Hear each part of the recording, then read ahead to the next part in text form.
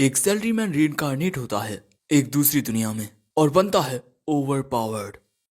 कहानी की शुरुआत में हम एक लड़के और लड़की को देखते हैं। यहाँ पर लड़की कहती है, तुम तो बहुत ही ज्यादा मजेदार हो। वो लड़का कहता है, ये तुम क्या बात कर रही हो। लड़की कहती है, मैं तुम्हारी तारीफ कर रही हूँ, लेकिन अब तुम मेरे सवाल का जवाब दो, क्या तुम्हें और भी ज्यादा जादुई ताकत चाहिए। लड़का बहुत ही एक्साइटेड होकर कहता है, हाँ। और अब हमारी असल कहानी शुरू होती है। हम देखते हैं कि एक लड़का सो रहा था, तभी वो अपनी आंखें खोलता है और खड़ा होकर अपने चारों ओर देखता है कि ये कौन सी जगह है। देखकर लग रहा था कि यहाँ पर कोई पार्टी चल रही है। वो लड़का सोचता है कि ये कौन सी जगह है, मैं तो अपने काम के बाद घर लौट रहा था। जिसके बाद वो लड़का शीशे के पास जाकर अपना चेहरा देखता है और हैरान होकर चिल्ला पड़ता है, क्या ये चेहरा तो एक बच्चे का है। लेकिन उसके चिल्लाने से पूरी पार्टी का ध्यान उसी पर आ गया था।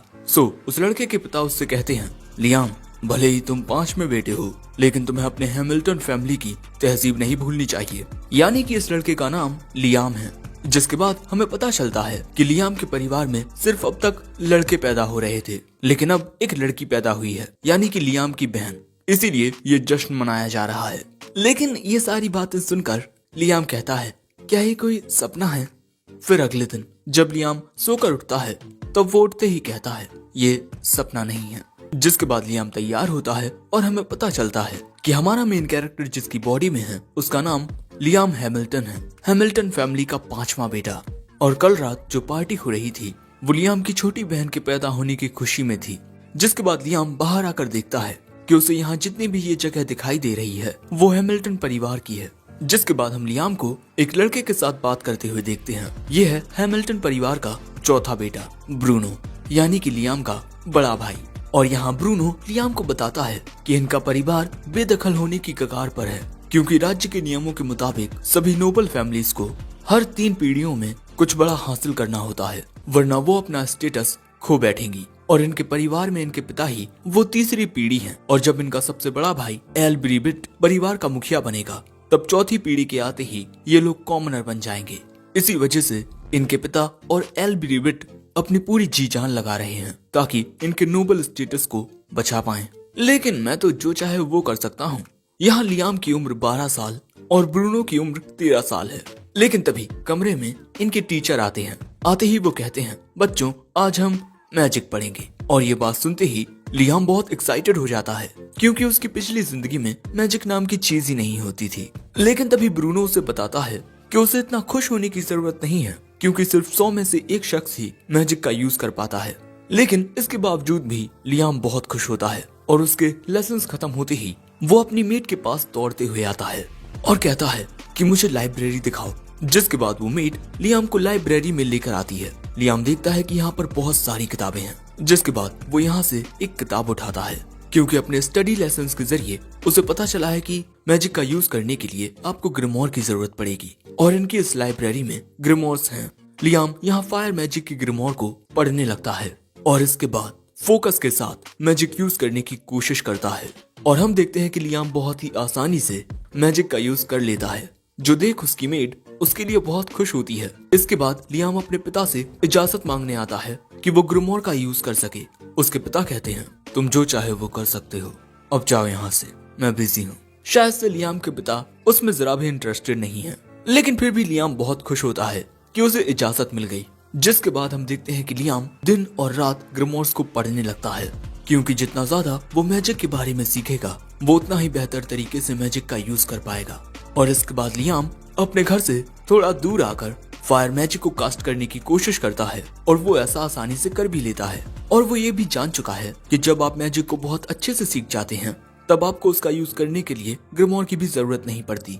और ऐसे ही 1 महीना गुजर जाता है। लियाम अपने भाई ब्रूनो को मैजिक यूज करके दिखाता है, वो भी ग्रिमोर के बिना, जो देख ब्रूनो काफी हैरान होता है और लियाम से उस ग्रिमोर को लेकर उसे पढ़कर वो भी मैजिक यूज करने की कोशिश करता है, लेकिन बेचारा ऐसा नहीं कर पाता।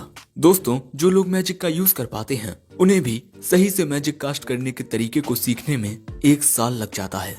यानी कि लियाम की बॉडी शुरुआत से ही मैजिक के लिए योग्य थी। तभी ब्रूनो कहता है, तुम मैजिक का यूज कर सकते हो, इसका मतलब तुम्हें राज्य में काफी अच्छी पहचान मिल सकती है, लेकिन क्या तुम परिवार के मुखिया बनना चाहते हो। लियाम कहता है, बिल्कुल भी नहीं, ब्रूनो वहाँ से जाते हुए कहता है, बड़े भाई को गुस्सा मत दिला दियो। जिसके बाद हम देखते हैं कि फायर मैजिक अच्छे से सीखने के बाद लियाम आइस मैजिक सीखने के लिए बहुत बेताब था। लेकिन तभी उसके पास उसके पिता आते हैं।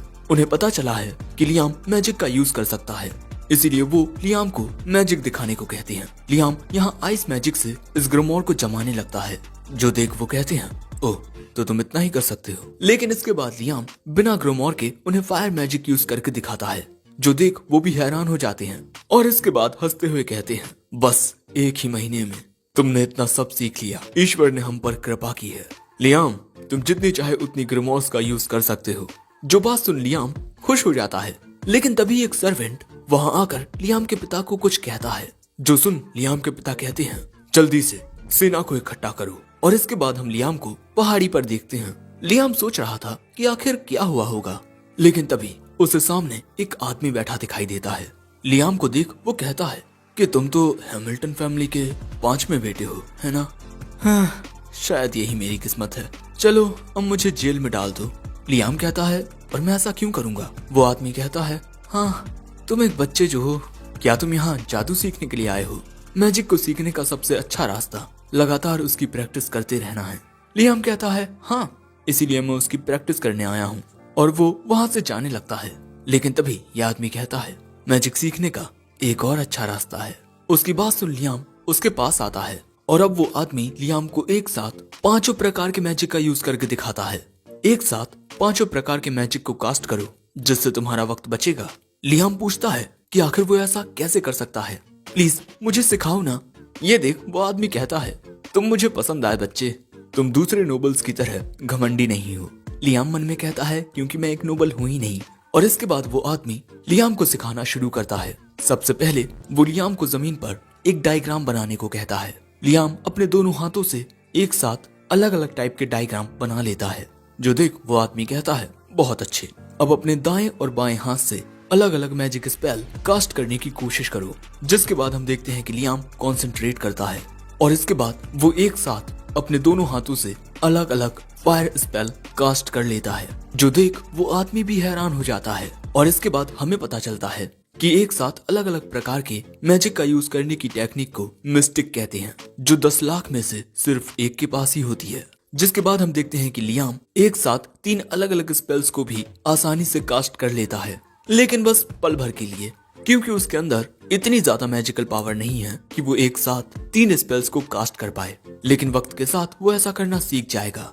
और इसके बाद वो आदमी लियाम को उसकी मैजिक पावर कंट्रोल करना सीखने को कहता है। वो लियाम को वहीं बैठा लेता है और जमीन पर अलग अलग प्रकार के साइंस बनाकर लियाम से पूछता है कि ये क्या है। लियाम कहता है, प्राइम नंबर्स। वो आदमी कहता है, ये जो टेक्निक है वो सिर्फ प्राइम नंबर्स के साथ ही काम करती है। अब ऐसा क्यों है, इस बारे में तो ये आदमी भी नहीं जानता।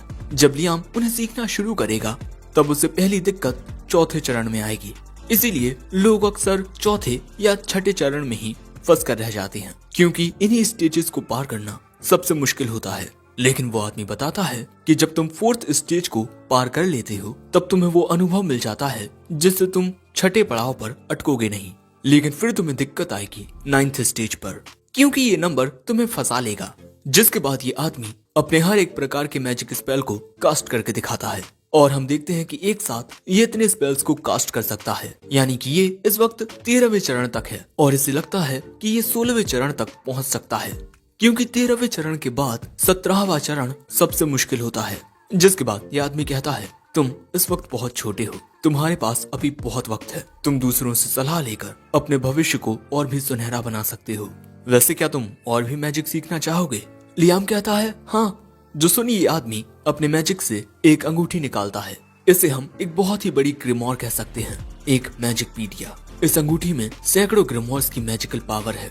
जिसके बाद लियाम उस अंगूठी को पहन लेता है और इसके बाद वो अपनी आंखों के सामने मैजिकल पावर को फ्लो होते हुए देख सकता है। और इसके बाद लियाम एक अलग टाइप के मैजिक को कास्ट करने की कोशिश करता है, विंड मैजिक। वो विंड शूट नाम का एक स्पेल कास्ट करता है, जो जंगल में एक तूफानी हमला होता है। लेकिन अगले ही पल में लियाम देखता है कि वो आदमी वहाँ से गायब हो चुका है और तभी वहाँ लियाम की मेड आ जाती है और वो उसे आकर बताती है कि एक बड़ा ही अजीब आदमी हैमिल्टन परिवार के इलाके में देखने को मिला है।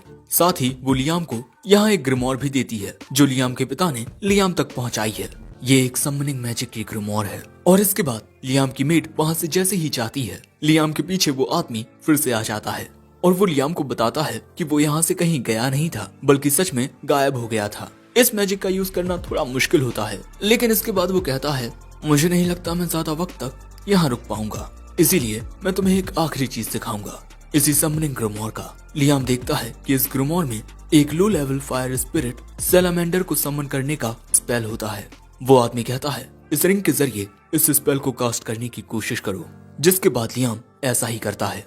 वो इस स्पेल को कास्ट करता है और उसके सामने प्रकट होता है सैलामेंडर और वो सीधा इस अंगूठी के अंदर चला जाता है। इस रिंग में ग्रिमोर्स की पावर को एब्सॉर्ब करने की ताकत है। ये जान लियाम कहता है, आप मुझे इतनी कीमती चीज दे रहे हैं। वो आदमी कहता है, ये इतनी भी कीमती नहीं है, हाँ, लेकिन इसकी मदद से तुम्हें बहुत सारी ग्रिमोर्स अपने साथ नहीं रखनी पड़ेंगी। जिसके बाद लियाम कुछ और लो लेवल स्पिरिट्स को सम्मन करता है और उन्हें भी ये अंगूठी एब्सॉर्ब कर लेती है। लेकिन जैसे ही लियाम ऐसा करता है, वो आदमी वहाँ से गायब हो जाता है और वो जमीन पर लिख कर गया है कि ऐसे ही मैजिक की प्रैक्टिस करते रहो और हाँ, मेरे बारे में किसी को बताना मत। लियाम कहता है, मैं नहीं जानता कि यह आदमी कौन था, लेकिन यही मेरे मास्टर थे। अब इसके 1 महीने बाद हम देखते हैं कि लियाम फ्लेम कटर नाम के फायर मैजिक का यूज करके एक ही बार में बहुत सारे पेड़ों को काट देता है और इसके बाद जीनोम नाम की एक स्पिरिट को सम्मन करता है। लकड़ियों को मिट्टी की बॉल में दबा देता है और उन्हें आग पर पकाने लगता है और फिर विंड स्पिरिट को बुलाकर इसमें हवा लगवाने लगता है। जिसके बाद हम देखते हैं कि लियाम ने उन लकड़ियों को कुछ इस तरह क्रिस्टलाइज कर दिया है। तभी लियाम का भाई ब्रूनो वहां आता है। लियाम के हाथ में इस लकड़ी को देख वो देखने लगता है कि ये क्या है। ये तो व्हाइट चारकोल है जिसे बहुत ज्यादा तापमान पर पकाया जाता है। इसके जलने से धुआं नहीं निकलता, लेकिन ऐसा व्हाइट चारकोल किसी फर्नेस के बिना बना पाना नामुमकिन है और तुमने ये अपने मैजिक से कर दिया। मैं हैरान हूँ। और ये है लैक्रो क्रिस्टल्स, इनसे मैजिक पावर रिकवर होती है और लियाम ने इन्हें भी अपनी मैजिक पावर से बनाया है। ये जान ब्रूनो कहता है, तुम्हारा भविष्य बहुत ही उज्जवल होने वाला है। वैसे मेरी शादी होने वाली है एक लो रैंकिंग नोबल फैमिली में। वो हमारे परिवार से करीब हैं, लेकिन वहाँ पर मुझे आजादी रहेगी। लियाम ये जानकर उसे कॉन्ग्रेचुलेट करता है, लेकिन तभी ब्रूनो कहता है, लेकिन क्या तुम्हें पता है, तुम्हारे पैदा होते ही हमारे पिता से एक बहुत बड़ी भूल हुई, क्योंकि हमारे पिता को एक लड़की चाहिए थी ताकि वो उसकी शादी किसी नोबल परिवार में करा के अपने नोबल स्टेटस को बचा सकें, लेकिन तुम पैदा हुए। अब इसी बात से परेशान होकर हमारे पिता ने 1000 सैनिकों की आर्मी के साथ उस ताकतवर मॉन्स्टर को हराने का तय किया जो हमारी ही जागीर में कैद था। लेकिन उन्हें उस मॉन्स्टर के खिलाफ हार का सामना करना पड़ा और उनके 90% सैनिक मारे गए। और अब मुझे लगता है कि हमारा हैमिल्टन परिवार अपना सब कुछ खोने वाला है।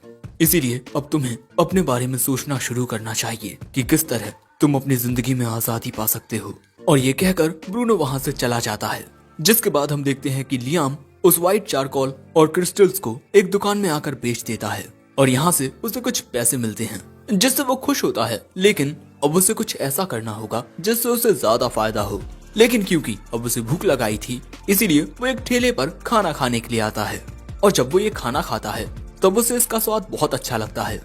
इसके बाद लियाम अपने घर के किचन में आता है और अपनी मेट से उसके लिए कुछ नया बनाने को कहता है। लियाम उसे नूडल्स देता है और उनमें गर्म पानी डालने को कहता है और कुछ देर बाद ये दोनों नूडल्स खाते हैं जिसका स्वाद इन्हें पसंद आता है। लियाम बताता है कि नूडल्स बनाना बहुत आसान है। तभी शेफ पूछता है कि इस डिश का नाम क्या है। लियाम बताता है कि इंस्टेंट रामेन और लियाम को पूरा यकीन होता है कि उसका ये प्रोडक्ट बहुत ही पॉपुलर होगा।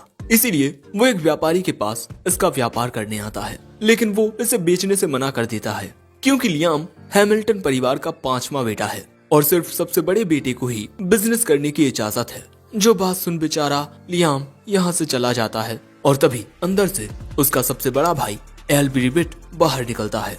वो लियाम को उसकी मन मर्जी का काम नहीं करने दे सकता और सबसे ज्यादा हैरानी उसे इस बात की होती है कि लियाम ने आखिर मैजिक क्रिस्टल्स को क्रिएट कैसे कर लिया।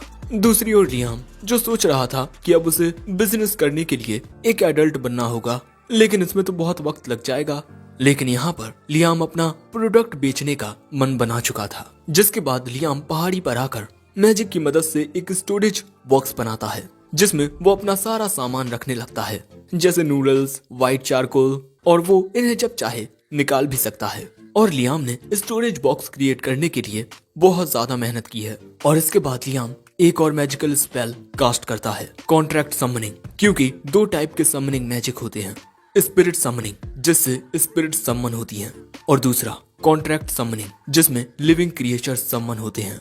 और अब मैं कॉन्ट्रैक्ट समनिंग का ही यूज करने वाला हूँ, लेकिन इस कॉन्ट्रैक्ट का सब्जेक्ट वो खुद होता है। कॉन्ट्रैक्ट समनिंग लियाम यहाँ खुद को ही समन करने का सोच रहा है, और हम देखते हैं कि लियाम ऐसा कर भी लेता है। दोस्तों, राइट वाला है असली और लेफ्ट वाला है एक इल्यूजन। जिसके बाद हमें हैमिल्टन परिवार का बॉर्डर दिखाया जाता है। लियाम यहाँ से निकल चुका है ताकि वो अपना बिजनेस शुरू कर सके, वहीं उसका इल्यूजन यहीं परिवार में रहेगा। और फिर ऐसे ही कुछ दिन गुजर जाते हैं और हमें पता चलता है कि इस आइटम बॉक्स की मदद से दोनों लियाम किसी भी सामान को एक से दूसरे के पास भेज सकते हैं। और फिर हमें पता चलता है कि असली लियाम घर पर है, जो कि प्रोडक्ट बनाता है, और लियाम का इल्यूजन दूसरे राज्यों में जाकर उस प्रोडक्ट को बेचता है। और इसी बात से लियाम बहुत ज्यादा खुश होता है और चिल्लाकर कहता है, मैं एक आजाद जिंदगी जीऊंगा। एंड एपिसोड 1 यहीं एंड होता है। एपिसोड 2 की शुरुआत में हम दोनों लियाम्स को एक साथ देखते हैं, और ये दोनों लियाम एक साथ मैजिक स्पेल्स को कास्ट करते हैं, जिससे जंगल में धमाका होता है। लेकिन तभी लियाम किसी के आने की आवाज सुनता है और वो अपने इल्यूजन को गायब कर देता है। यहाँ लियाम का बड़ा भाई एल्बिर्बिट आया था। वो कहता है, लियाम, मैं सुन रहा हूँ कि तुम मैजिक का यूज करने में दिन ब दिन बेहतर होते जा रहे हो। वैसे तुम भविष्य में क्या बनना चाहते हो? एल्बिर्बिट यहाँ सोच रहा है कि लियाम उसकी जगह लेकर अगला फैमिली हेड बनना चाहता है। ये सब जानकर लियाम कहता है, मैं बस एक ऐसा काम करना चाहता हूँ जिससे मैं खुद को सपोर्ट कर पाऊँ। जो सुन एल्बिर्बिट मुस्कुरा कर कहता है, ठीक है, मैं तुम्हें हंटर्स गिल्ड लेकर जाता हूँ। जिसके बाद हम लियाम को हंटर्स गिल्ड के सामने देखते हैं। हंटर्स गिल्ड ऐसी जगह है जहाँ पर हंटर्स मॉन्स्टर्स और बीस्ट का शिकार करते हैं। लियाम हंटर्स गिल्ड के अंदर आता है।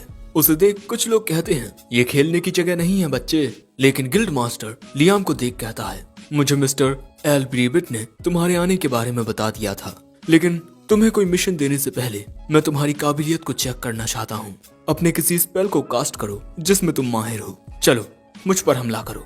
लियाम इस वक्त अपनी मैजिक पावर से अपना एक इल्यूजन बहुत दूर किए हुए हैं, इसीलिए वो इस वक्त अपनी पूरी ताकत का इस्तेमाल नहीं कर सकता। लेकिन वो जितनी भी मैजिकल पावर दिखाता है, उसे देख गिल्ड मास्टर के साथ साथ वहाँ पर मौजूद सभी हैरान हो जाते हैं। गिल्ड मास्टर कहते हैं, तुम्हारी पावर देखकर मैं तुम्हें C रैंक या B रैंक लाइसेंस दे सकता हूँ। जिसके बाद लियाम अपना B रैंक लाइसेंस लेकर जाने लगता है। लेकिन तभी उसके पास एक लड़की आती है। मेरा नाम आसुना एक्वेज है और मैं चाहती हूँ कि क्यों ना हम साथ में हंटिंग करें।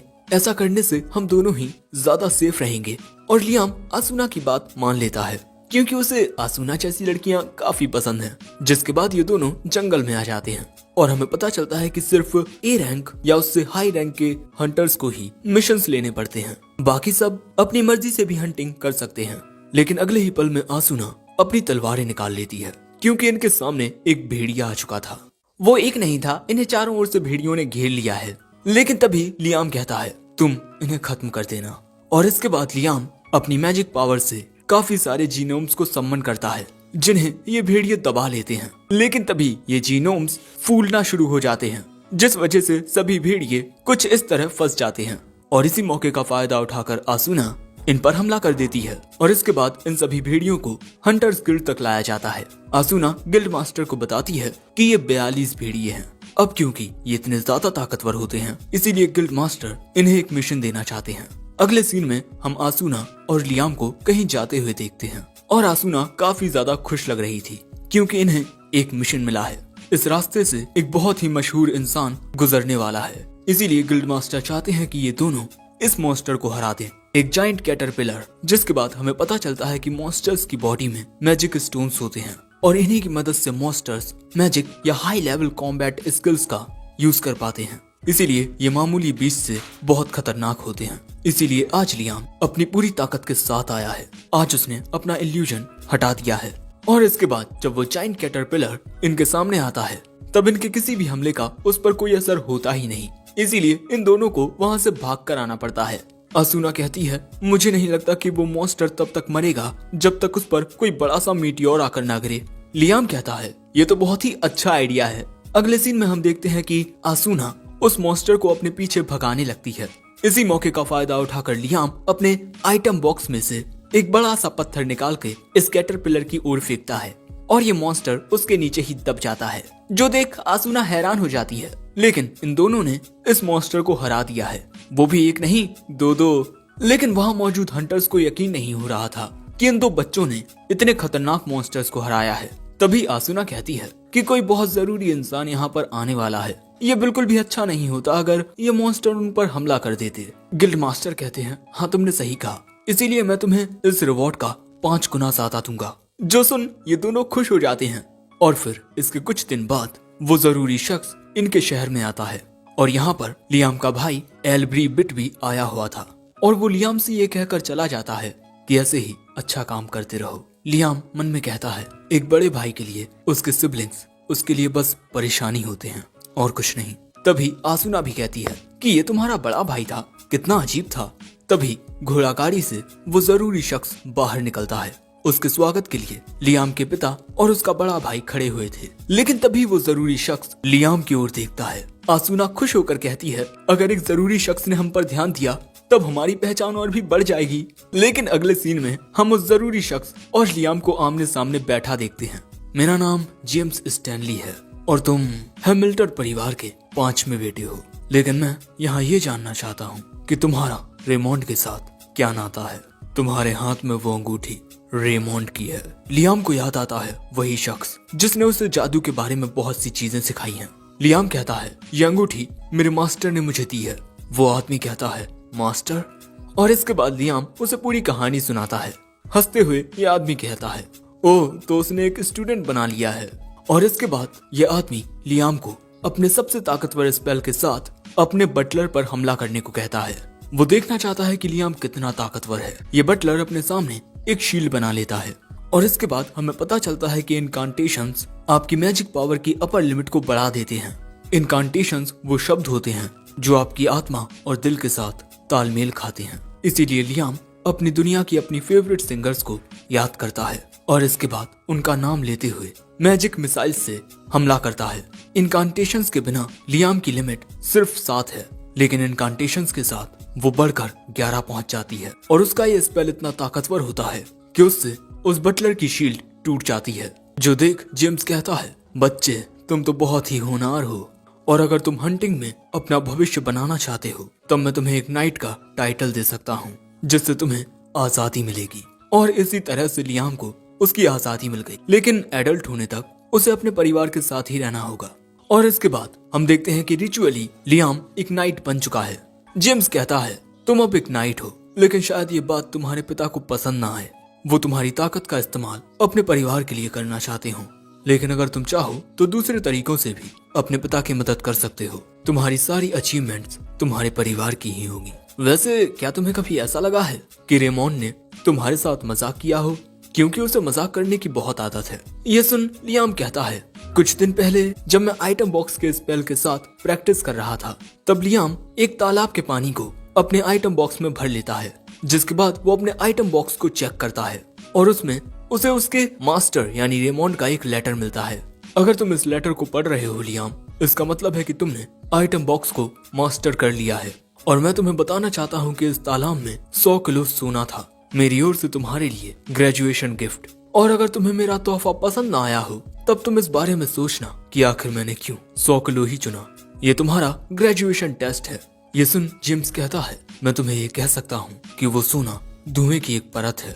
तुम्हारा असली ग्रेजुएशन गिफ्ट कुछ और है, वो कोई ऐसी चीज होगी जो इस सोने से बहुत कीमती होगी। ये सुन लियाम फिर से जंगल में उसी जगह आता है और अपने आइटम बॉक्स की मदद से उस तालाब का पूरा पानी फिर से आइटम बॉक्स में डाल लेता है और तालाब के अंदर आकर देखता है कि आखिर मास्टर का मतलब क्या होगा। उन्होंने पानी के अंदर 100 किलो सोना रखा गोल्ड डस्ट मिलाकर। 1 मिनट, मुझे शायद इसमें से गोल्ड डस्ट बाहर निकालनी चाहिए। जिसके बाद हम देखते हैं कि लियाम आइटम बॉक्स में से गोल्ड डस्ट बाहर निकालने लगता है और पूरी गोल्ड डस्ट के वहां आते ही वहां एक सर्कल क्रिएट हो जाता है और फिर वहां एक खुफिया रास्ता निकलता है। जो देख लियाम कहता है वाह, आपको समझ पाना बहुत मुश्किल है मास्टर। इसके बाद लियाम उस जगह के अंदर आता है। यहाँ उसके लिए एक ग्रिमोर और एक लेटर था लेटर में लिखा था कि लियाम, यही है तुम्हारा असली ग्रेजुएशन गिफ्ट, ये मैक्सिमम लेवल ग्रिमोर। मैं तो इसका इस्तेमाल नहीं कर सका, शायद तुम कर पाओ।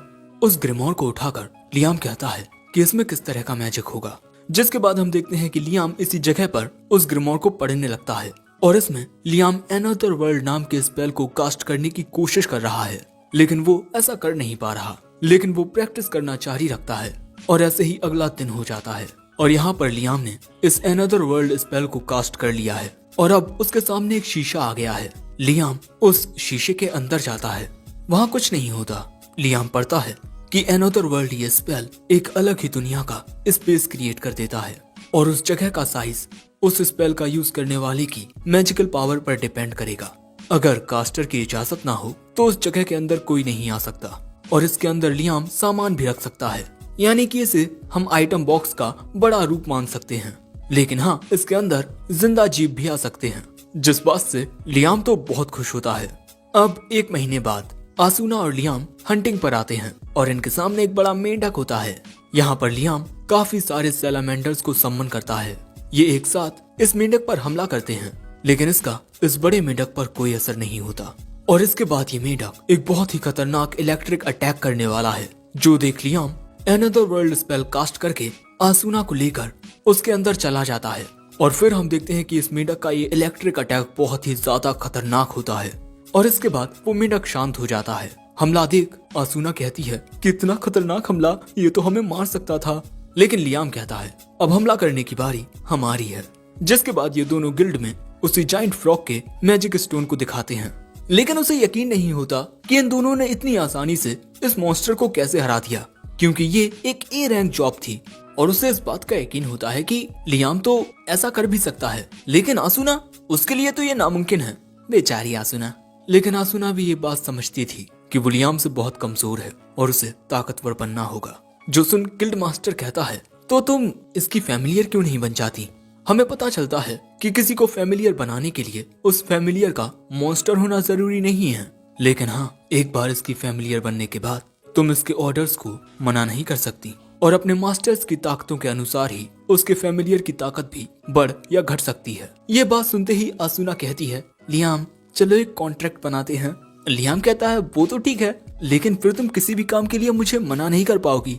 लेकिन आसूना को लियाम पर पूरा यकीन होता है कि वो उसके साथ कुछ गलत नहीं करेगा और अगर उसने कुछ किया भी तब भी वो उसका बुरा नहीं मानेगी। अब इसके बाद लियाम अपना फैमिलियर कॉन्ट्रैक्ट बनाने के लिए तैयार था, जिसका विटनेस खुद गिल्ड मास्टर होता है।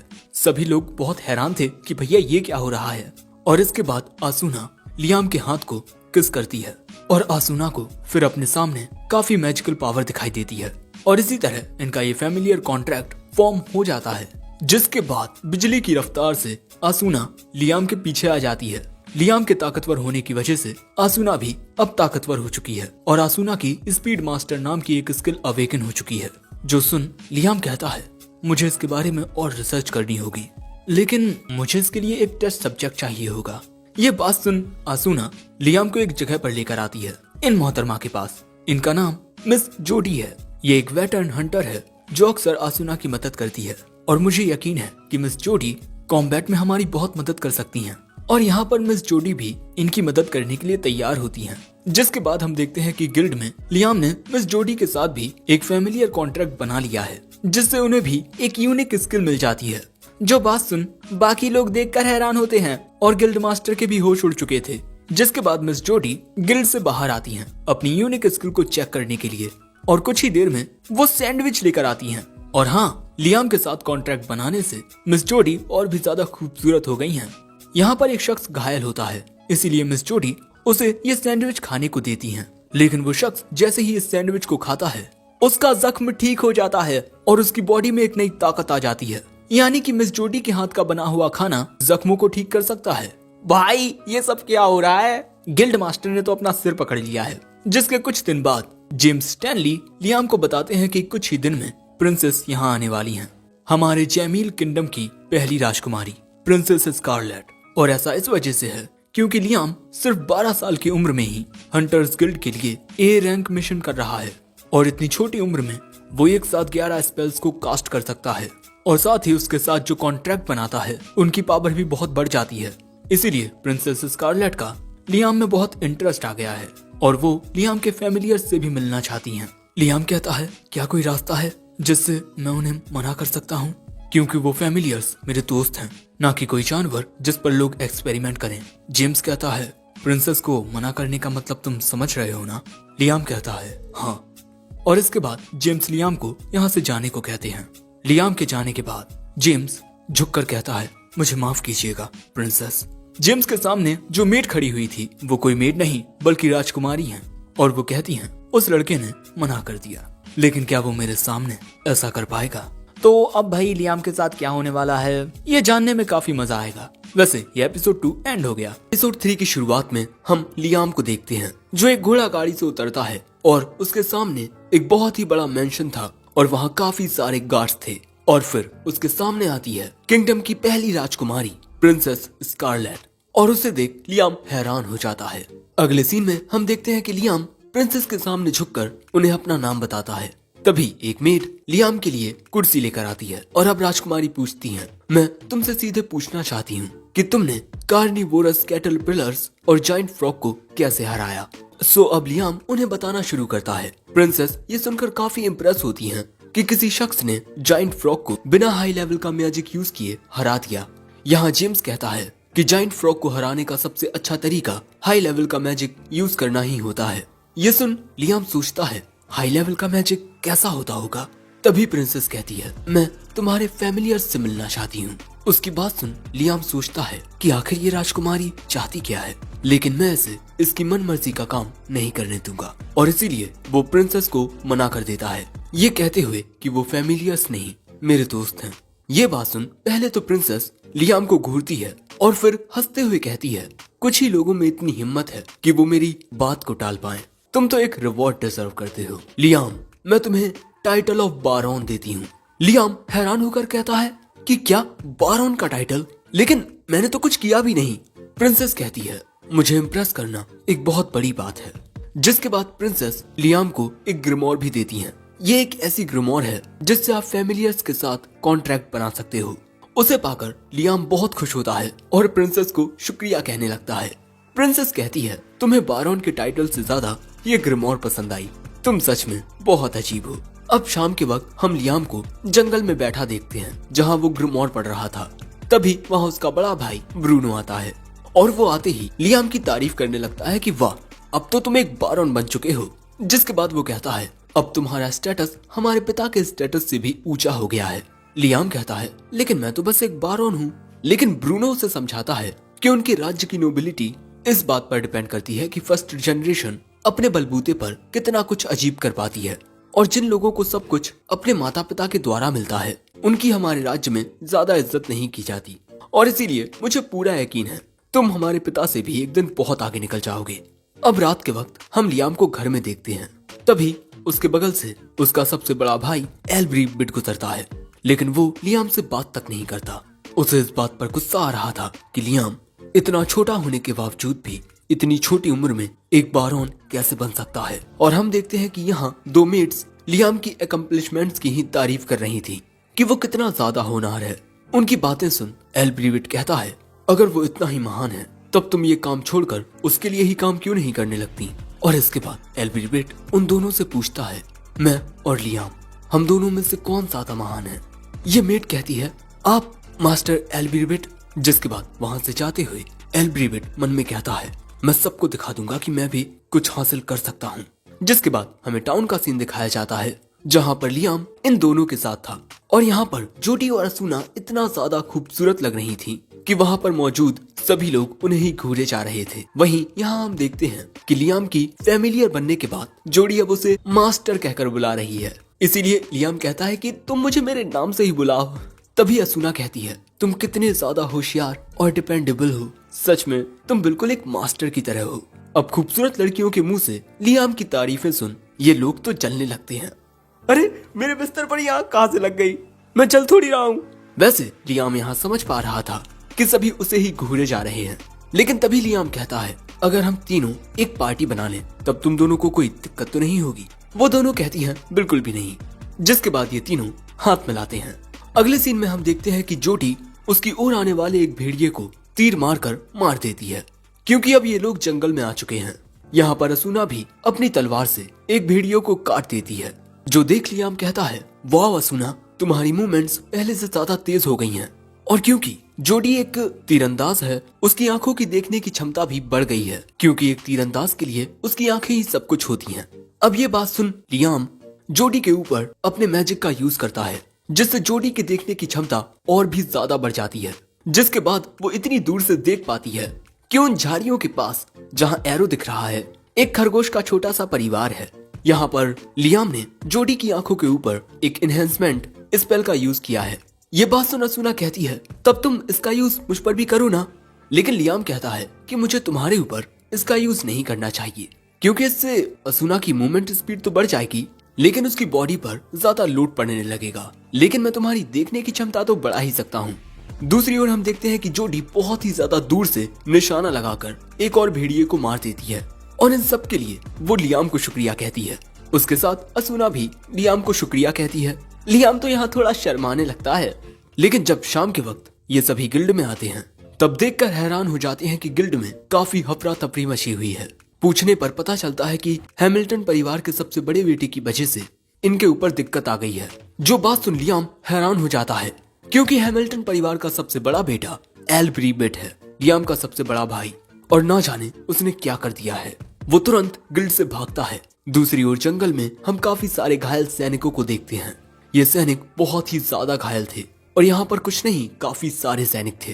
तभी लियाम इन दोनों के साथ यहाँ पहुंच जाता है। तभी लियाम देखता है कि उसका बड़ा भाई एल ब्रीबिट भी यहाँ जख्मी पड़ा हुआ था। लियाम को देख वो लियाम को पकड़ कर कहता है, मैं यहाँ हार नहीं सकता। लेकिन तभी हम देखते हैं कि गिल्ड मास्टर पीछे से आकर एल ब्रीबिट के सिर में लकड़ी मारकर उसे बेहोश कर देता है, जिसके बाद कुछ लोग उसे यहाँ से इलाज के लिए ले जाते हैं। अब इसके बाद ये सभी गिल्ड मास्टर से पूछते हैं कि क्या हो गया।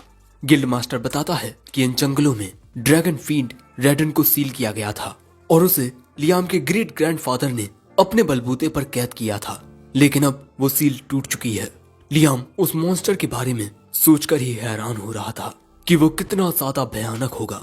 तभी गिल्ड मास्टर कहता है, हमने सील को फिर से जोड़ने की सारी तैयारियां कर ली हैं, लेकिन कोई चीज है जो हमें रोक रही है, उस ड्रैगन फील्ड के बच्चे, और यहाँ ये तबाही उन्हीं ने मचाई है।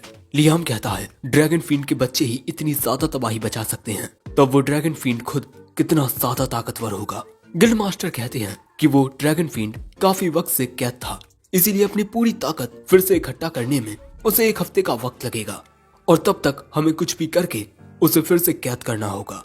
लेकिन दूसरी ओर हम उन्हीं ड्रैगन फील्ड के बच्चों को देखते हैं, जो वहाँ मौजूद सैनिकों पर हमला करके उन्हें उड़ा उड़ा कर फेंक रहे थे। दोस्तों, यहाँ पर ड्रैगन फील्ड के 3 बच्चे हैं, और वो ड्रैगन फील्ड खुद बहुत ज्यादा बड़ा और खतरनाक है। तभी वहाँ पर ये तीनों आ जाते हैं, और ये देखकर हैरान होते हैं कि ये ड्रैगन फील्ड के बच्चे बस किसी कुत्ते जितने ही बड़े हैं, लेकिन फिर भी ये इतनी तबाही मचा रहे हैं। तभी असुना इन पर हमला करने चाहती है, सो एक बच्चा उस पर आग उगलने लगता है, और उसकी ये आग बहुत ज्यादा खतरनाक और ताकतवर थी, जो देख ये दोनों हैरान हो जाती हैं। तभी हम देखते हैं कि लियाम इन पर 7 मैजिक मिसाइल से हमला करता है, लेकिन ये तीनों बच्चे एक साथ आग उगलकर उस हमले को रोक देते हैं, जो देख असुना कहती है, हम इन्हें नहीं हरा सकते, हमें यहाँ से भागना होगा। लियाम कुछ सोचने के बाद कहता है, असुना तुम मिस जोडी के साथ यहाँ से भाग जाओ, जिसके बाद असुना मिस जोडी को यहाँ से ले जाती है। और तभी लियाम अपने आइटम बॉक्स से अपने मास्टर के द्वारा दी गई एनअदर वर्ल्ड ग्रिमोर निकालता है, और एक एनअदर वर्ल्ड का गेट क्रिएट करके उस पर हमला करने आ रहे ड्रैगन फील्ड के इन तीनों बच्चों को उस गेट के जरिए दूसरे डायमेंशन में भेज देता है, और फिर वो तुरंत ही उस ग्रिमोर को अपने आइटम बॉक्स में डाल देता है। यानी कि अब वो ड्रैगन फील्ड के बच्चे लियाम के एनअदर वर्ल्ड डायमेंशन में कैद हो चुके हैं। और तभी वहाँ गिल्ड मास्टर आता है, जो देख हैरान होता है कि लियाम ने अकेले ही उन 3 ड्रैगन फील्ड के बच्चों को हरा दिया है। जिसके बाद हम देखते हैं कि वहाँ मौजूद सभी जादूगर अपने मैजिक का यूज करके उस ड्रैगन फील्ड को घेरने लगते हैं। तभी वहाँ असुना और जोडी भी आ जाते हैं। यहाँ असुना कहती है, तुमने उसी स्पेल का यूज किया ना? लियाम कहता है, हाँ, एनअदर वर्ल्ड स्पेल के जरिए मैंने उन्हें अलग डायमेंशन में भेज दिया।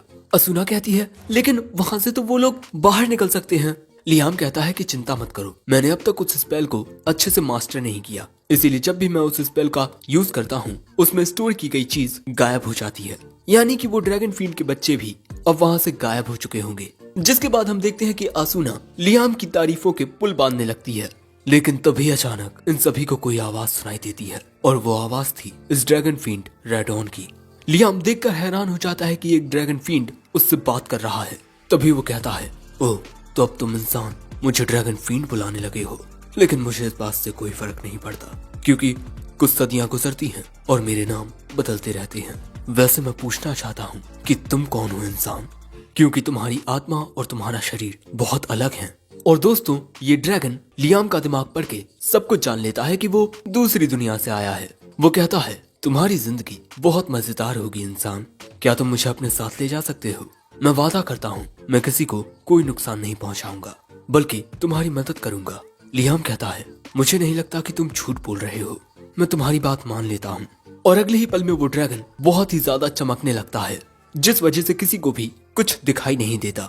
और इसके बाद वो ड्रैगन एक एनर्जी फॉर्म में आकर लियाम की बॉडी के अंदर जाने लगता है और अगले ही पल में सब कुछ नॉर्मल हो जाता है, सिवाय एक चीज के। लियाम के हाथ पर अब एक निशान आ चुका है, साथ ही उसके शरीर में अब एक अलग ही नई ताकत आ गई है। गिल्ड मास्टर भी हैरान होता है कि क्या इसने ड्रैगन फील्ड को एब्सॉर्ब कर लिया।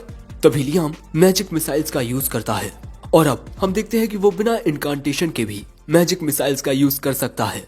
जिसके बाद वो अपनी दुनिया की आइडल्स के नाम बोलते हुए मैजिक मिसाइल का यूज करता है और इस बार एक साथ 17 मिसाइल्स निकलते हैं और इन्हें लियाम कंट्रोल कर पा रहा था। लेकिन तभी अचानक लियाम नोटिस करता है कि वहाँ पर जो बाकी के लोग थे वो कमजोर होकर वहीं गिर रहे हैं। इसीलिए लियाम के अंदर मौजूद ड्रैगन कहता है, अपने माना पर काबू पाओ। और जब लियाम ऐसा करने की कोशिश करता है तब उसका ये हाथ का निशान गायब हो जाता है और हम देखते हैं कि लियाम के माना की वजह से जोडी और असूना को छोड़कर बाकी सबको दिक्कत हो रही थी, क्योंकि ये दोनों लियाम की फैमिलियर्स जो हैं। तभी गिल्ड मास्टर लियाम से कहते हैं, तुमने हमारे लिए एक बहुत ही बड़े खतरे को हटा दिया है लियाम, इसीलिए शुक्रिया। लेकिन लियाम कहता है कोई बात नहीं, और तभी वो अपने मैजिक आइटम को सम्मन करके उसमें से सोना निकालने लगता है, जो देख गिल्ड मास्टर हैरान हो जाता है। और ऐसा लियाम इस वजह से कर रहा है क्योंकि उसकी वजह से जो भी नुकसान हुआ है इस सोने से उसकी भरपाई हो जाएगी। जो देख गिल्ड मास्टर अपना सिर पकड़ लेता है और मन में कहता है, काश लियाम काश एल्ब्रिबिट की जगह तुम हैमिल्टन परिवार के मुखिया होते तो कितना बेहतर होता। दूसरी ओर लियाम के घर पर लियाम के पिता उससे कहते हैं, एल्ब्रिबिट ने जो रायता फैलाया तुमने उसे समेट कर बहुत अच्छा किया। लियाम कहता है, कोई बात नहीं पिताजी, वैसे अब भाई के साथ क्या होगा? वो बताते हैं कि इस वक्त वो जेल में है। और दोस्तों वर्स्ट केस सिनारियो ये भी हो सकता है कि एल्ब्रिबिट को उसके परिवार की जिम्मेदारी ना सौंपी जाए। तभी उसके पिता कहते हैं, तुम्हारे इस कारनामे की गूंज दूर तक जाएगी और कोई जरूर से तुम्हें अवार्ड देने के लिए आएगा। वैसे एल्ब्रिबिट ने जो किया उसका जिम्मेदार लियाम खुद को मान रहा था, इसीलिए वो अपने भाई के कमरे में आता है। लेकिन तभी वो कुछ आवाजें सुनता है जहाँ एल्ब्रिबिट चलने की हालत में भी नहीं होता, फिर भी वो खड़ा होने की कोशिश कर रहा था। वो कहता है, ड्रैगन फील्ड को लियाम ने हराया है, लेकिन वो हमारे परिवार का वारिस नहीं है, उसकी जगह मुझे वो करना था। और इस बात से लियाम को समझ आता है कि एल्ब्रिबिट बस हैमिल्टन परिवार को प्रोटेक्ट करना चाहता है कि कहीं वो अपना स्टेटस ना खो दें। और फिर आज रात सोने के बाद लियाम को एक बड़ा अजीब सा सपना आया। लियाम कहता है, मैं सपने में उस मैजिक का यूज कर रहा था। जिसके बाद लियाम चेक करता है तो उसे पता चलता है कि अब उसके पास नए स्पेल्स आ चुके हैं। जिसके बाद वो सीधा जंगल में आता है। जंगल के बीच में आकर उसे पता चलता है कि उसने 2 नए मैजिक स्पेल सीख लिए हैं। पहले स्पेल से लियाम को बिल्कुल अनदर वर्ल्ड वाले स्पेल जैसी फीलिंग आ रही है। और फिर ऐसे ही शाम हो जाती है और लियाम उस स्पेल की प्रैक्टिस करता रहता है और आखिर में वो इसका यूज कर लेता है, summon low level dragon Radon junior. दोस्तों यहाँ पर लियाम ने एक समनिंग मैजिक का यूज किया, जिससे एक ड्रैगन फील्ड का बच्चा समन हुआ है। जिसके बाद लियाम इसके साथ थोड़ा खेलने लगता है, लेकिन तभी वहाँ कोई आता है। ये होती है प्रिंसेस स्कारलेट और उन्हें अपनी आंखों पर यकीन नहीं हो रहा था कि किसी ने होली मैजिक का यूज किया है, और वो भी एक छोटे से बच्चे ने। लियाम कहता है, आप यहाँ क्या कर रही हैं?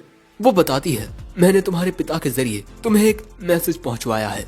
यानी कि दोस्तों यही लियाम को रिवॉर्ड देने के लिए आई है, क्योंकि उसने ड्रैगन फील्ड को हराकर एक बहुत बड़ी एकम्प्लिशमेंट की है। लेकिन लियाम के पिता की वजह से लियाम को उनसे बड़ा टाइटल इस वक्त नहीं मिल सकता, इसीलिए प्रिंसेस लियाम को एक 3rd class title order of the Phoenix देती हैं और लियाम को ये टाइटल लेना ही होगा। तभी जाकर लोगों को यकीन होगा कि एक नया हीरो आ चुका है जिसने ड्रैगन फिन को हराया है। जिसके बाद प्रिंसेस पूछती है कि तुमने उस ड्रैगन फिन को हराया कैसे, क्योंकि पूरी बात जानने के बाद ही प्रिंसेस लियाम को एज अ हीरो दुनिया के सामने दिखा पाएंगी। जिसके बाद लियाम उन्हें बताना शुरू करता है। जो जान प्रिंसेस कहती है, क्या तुम्हें यकीन है यही हुआ है? लेकिन ये नामुमकिन है, विदाउट अ डाउट तुमने होली मैजिक का यूज किया। मैं चाहती हूँ कि तुम ये कहानी कुछ वक्त तक बस अपने तक ही सीक्रेट रखो। मैंने तुम्हें कह दिया है कि इस बारे में किसी और को पता ना चले, समझे? लियाम कहता है, यस मैम। अब अगले दिन लियाम के घर पर प्रिंसेस के सबऑर्डिनेट आते हैं एक बड़ा सा बॉक्स लेकर जिसमें 3000 गोल्ड कॉइन्स थे। और वहाँ पर मौजूद मेट्स भी बहुत खुश होती हैं क्योंकि आज से पहले उन्होंने इतना सारा सोना कभी नहीं देखा। लियाम की पॉपुलैरिटी बढ़ती जा रही है। और हाँ, ये एपिसोड यहीं खत्म हो गया, लेकिन मेरे बिस्तर में ये फिर से आग कैसे लग गई? जल्दी कोई पानी लाओ वरना पूरा घर जल जाएगा। एपिसोड 4 की शुरुआत में मिस्टर जेम्स लियाम से पूछते हैं कि क्या उसे लाइट मैजिक का यूज करना आता है। लियाम सोचता है कि उसे यहाँ कुछ कहना चाहिए या नहीं, क्योंकि प्रिंसेस ने उसे ये बात किसी और को बताने से सख्त मना किया था।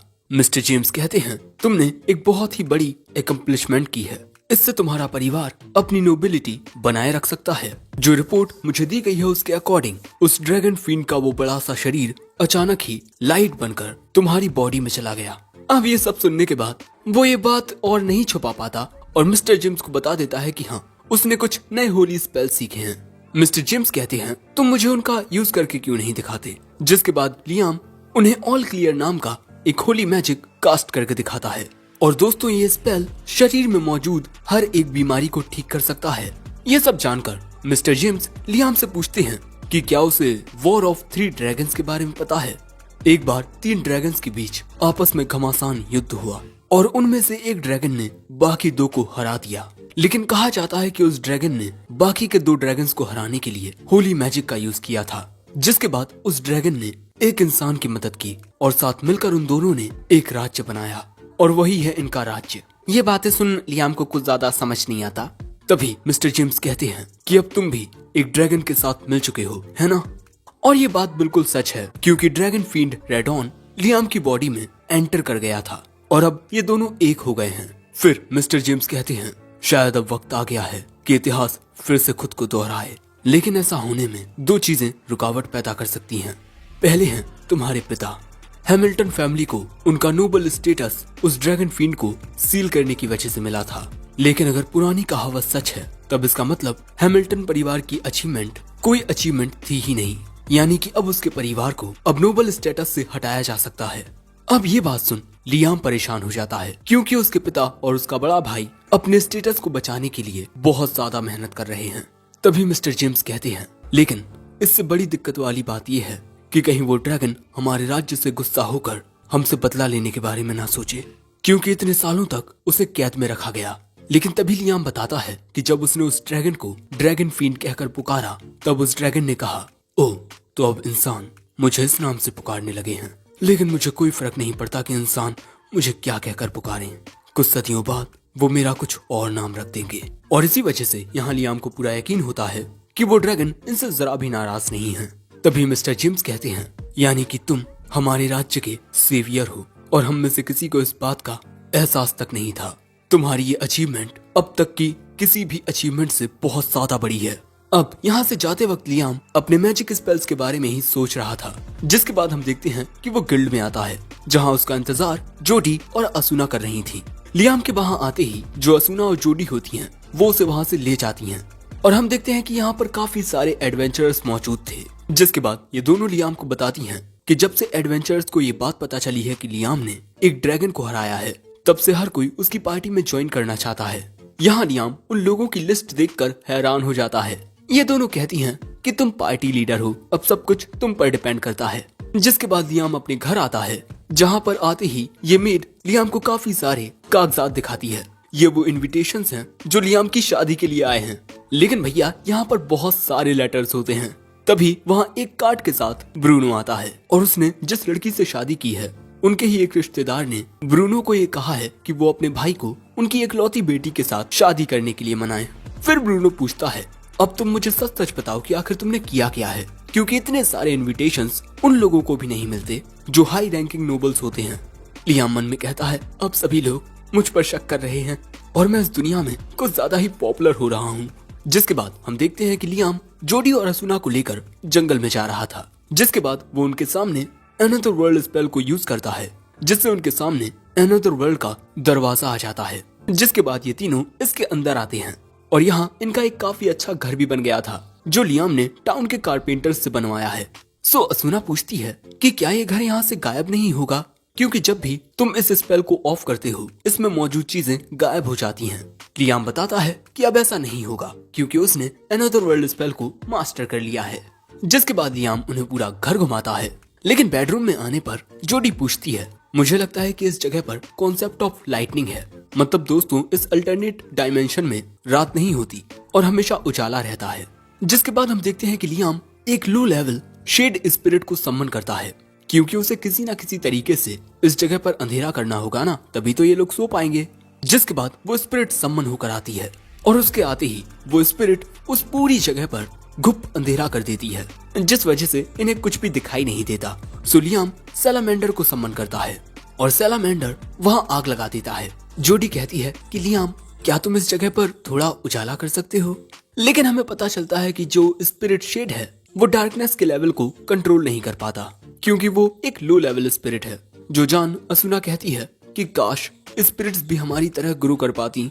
जो बात सुन लियाम को एक आइडिया आता है और फिर लियाम स्पिरिट शेड के साथ कॉन्ट्रैक्ट मैजिक फैमिलियर का यूज करता है और फिर लियाम का फैमिलियर बनते ही स्पिरिट शेड का साइज बढ़ जाता है और अब वो बोलने भी लगता है। अब वो एक मिड लेवल स्पिरिट बन चुका है और इसके बाद हम देखते हैं कि वो उस जगह पर नेचुरल लेवल का अंधेरा कर देता है और इसके बाद लियाम का शुक्रिया करने लगता है कि लियाम ने उसके साथ एक मैजिक कॉन्ट्रैक्ट बनाया। वो लियाम की अंगूठी देख कहता है, जो आप अपनी उंगली में पहने हुए हैं, क्या वो एक एंशिएंट स्टोरेज डिवाइस है? लियाम कहता है, ये तो एक मैजिक पीडिया है। वो स्पिरिट शिप बताता है कि लियाम आसानी से mid level spirit summoning spell को इस अंगूठी में स्टोर कर सकता है। जो सुन लियाम अब इस चीज को ट्राई करने का सोचता है। वो इस अंगूठी से ना जाने क्या करता है, जिससे स्पिरिट शेड अचानक ही अपना रूप बदलकर इस अंगूठी के अंदर चली जाती है। जिसके बाद हम देखते हैं कि Liam low level spirit salamander को भी कॉन्ट्रैक्ट मैजिक के जरिए मिड लेवल स्पिरिट में तब्दील कर देता है और फिर उसे भी अपनी अंगूठी में रख लेता है। जिसके बाद वो अपने कॉन्ट्रैक्ट मैजिक से अपनी सभी लो लेवल स्पिरिट्स को मिड लेवल में तब्दील कर देता है और उन सभी को अपने मैजिक पीडिया में रख लेता है। तभी जोडी बताती है कि मिड लेवल समनिंग ग्रोमोर्स किसी नोबल फैमिली के ट्रेजर जितनी ही कीमती होती हैं। जो सुन लियाम कहता है कि मैं इस स्पेल को जल्द से जल्द मास्टर करना चाहता हूँ। फिर अगले दिन रेडॉन के कहने पर लियाम जंगल में आता है, उस जगह पर जहाँ रेडॉन सालों से कैद था। तभी रेडॉन की आवाज आती है। वो कहता है कि लियाम, तुम मेरे बच्चे को सम्मन करो। अब वक्त आ गया है कि लियाम अपने मिड लेवल के समनिंग स्पेल का यूज करे, जिसकी प्रैक्टिस वो काफी वक्त से करता आ रहा था। जिसके बाद वो रेडॉन जूनियर को सम्मन कर लेता है और जैसे ही रेडॉन जूनियर सम्मन होता है, अचानक ही लियाम के सामने की जगह बदल जाती है, जैसे उसके सामने का कोई इल्यूजन टूट गया हो। दोस्तों, लियाम देखता है कि अब उसके सामने काफी सारी फेरीज होती हैं, लेकिन तभी वो फेरीज लियाम को देख डर कर भागने लगती हैं। लियाम उन्हें समझाता है, मैं तुम्हारा दुश्मन नहीं हूँ, मुझे यहाँ पर रेडॉन ने आने के लिए कहा था। और फिर वो उन्हें रेडॉन जूनियर दिखाता है। जिसके बाद वो स्पिरिट्स उसके करीब आ जाती हैं। लियाम कहता है, रेडॉन ने मुझे यहाँ पर इसीलिए आने को कहा ताकि मैं तुम सभी को प्रोटेक्ट कर सकूं। क्योंकि दोस्तों, जो इंसान होते हैं वो कुछ बहुत ही वैल्यूएबल मैजिक आइटम्स बनाने के लिए इन फेरीज को मारकर इनका इस्तेमाल करते हैं और यहाँ पर लियाम इसी वजह से इनकी हिफाजत करने के लिए आया है। तभी रेडॉन कहता है कि जब तुम इनके ऊपर स्पेल कास्ट करो तब तुम्हें इन्हें नाम देने होंगे। जिसके बाद लियाम एक फेरी के ऊपर अपने कॉन्ट्रैक्ट मैजिक का यूज करता है, जिससे हम देखते हैं कि वो फेरी साइज में बड़ी हो जाती है। लियाम इसका नाम रेना रखता है और अब ये फेरी एक एल्फ बन चुकी है, यानी कि ये फेरीज एल्फ में इवॉल्व होती हैं और ये फेरी लियाम की मैजिकल पावर की वजह से ही इवॉल्व हुई है। क्योंकि कॉन्ट्रैक्ट मैजिक का यूज करते वक्त जब आप अपने फैमिलियर को एक नाम देते हैं तब इससे उनकी पावर और बढ़ जाती है। जिसके बाद लियाम उन सभी फेरीज पर अपने कॉन्ट्रैक्ट मैजिक का यूज करते हुए उन सभी को नाम देने लगता है और वो सभी प्यारी प्यारी एल्फ्स बनने लगती हैं इवॉल्व होकर। जिसके बाद वो सारी लड़कियां लियाम को शुक्रिया कहती हैं। तभी रेना कहती है, अब हम आपके फैमिलियर्स बन चुके हैं, आप बताइए अब हमें क्या करना है। लियाम कहता है, क्यों ना तुम सभी यहाँ पर एक गांव बसाओ और रेना तुम इस गांव की मुखिया बनोगी, ओके। जो सुन रेना कहती है, हम एक ऐसा गांव बनाएंगे जो आपको बहुत पसंद आएगा मास्टर। जिसके बाद ये सभी लड़कियां आपस में डिस्कशन करने लगती हैं कि इन्हें किस प्रकार के घर बनाने चाहिए। लेकिन तभी लियाम को जंगल के और अंदर मैजिकल पावर सेंस होती है। लियाम चलते हुए एक पेड़ के पास आता है और यहाँ एक फल लगा हुआ था और इसी में से उसे मैजिकल पावर सेंस हो रही थी। तभी लियाम के पीछे रेना आती है। लियाम उससे पूछता है कि ये कौन सा फल है। वो बताती है कि इन्हें पिक्सीज कहते हैं। ये फल हवा में मौजूद मैजिकल पावर को एब्जॉर्ब करते हैं। लियाम कहता है, क्या मैं इसे खा सकता हूँ? वो कहती है, हाँ बिल्कुल, इन फलों को हम इकट्ठा करते हैं तो जो हमारा है वो आपका है। जिसके बाद लियाम उस फल को तोड़ लेता है और उसे खाता है। उसे खाते ही अचानक लियाम की बॉडी में मैजिकल पावर आ जाती है और वो मैजिक मिसाइल्स का यूज करता है। लियाम देखकर हैरान था कि उसने एक ही बार में 19 मैजिक मिसाइल्स को शूट कर लिया और ऐसा इस वजह से हुआ क्योंकि इस फल को खाने से लियाम की मैजिकल पावर इंक्रीज हो गई थी। फिर अगले दिन लियाम आता है ये देखने की गांव का काम कैसा चल रहा है और यहाँ पर ये सभी लड़कियां अब लियाम को मास्टर लियाम कहकर बुलाने लगती हैं। और भैया इन्होंने यहाँ एक बहुत ही तबाही घर बनाया है। ये लड़कियां कुछ नहीं जानती कि घर कैसे बनता है।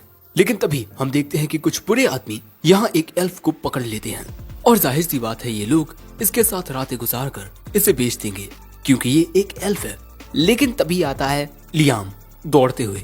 वो कहता है, मैं आ गया हूँ सूसी, अब तुम चिंता मत करो। तभी एक आदमी ये कहते हुए लियाम पर हमला करने के लिए आगे बढ़ता है कि साले बच्चे, तू बड़ा हीरो बन रहा है। लेकिन लियाम उस पर मैजिक मिसाइल से हमला करके उसे दूर फेंक देता है। जिसके बाद ये दोनों लियाम पर हमला करने जाते हैं। यहाँ पर लियाम खुद को ही कॉन्ट्रैक्ट मैजिक के जरिए सम्मन करके इन दोनों पर एक साथ मैजिक मिसाइल से हमला करके इन दोनों को ही उड़ा देता है। ये तीनों बुरे आदमी हार चुके हैं लेकिन सूसी काफी डर गई है, इसीलिए अब लियाम को इन लड़कियों की चिंता होती है। वो अपने अनदर वर्ल्ड स्पेल का यूज करता है। उसे लगता है कि कुछ वक्त तक ये लड़कियां यहाँ रह लेंगी क्योंकि वहाँ पर ज्यादा जगह नहीं होती। लेकिन जब लियाम अंदर देखता है तब उसके इस स्पेस का साइज काफी बढ़ गया था। दोस्तों तुम्हें पता होगा कि जैसे जैसे इस स्पेल को यूज करने वाले की ताकत बढ़ेगी इस स्पेस का साइज भी बढ़ता जाएगा। यानी लियाम की मैजिकल पावर उस पिक्सी फल को खाने के बाद काफी बढ़ गई है।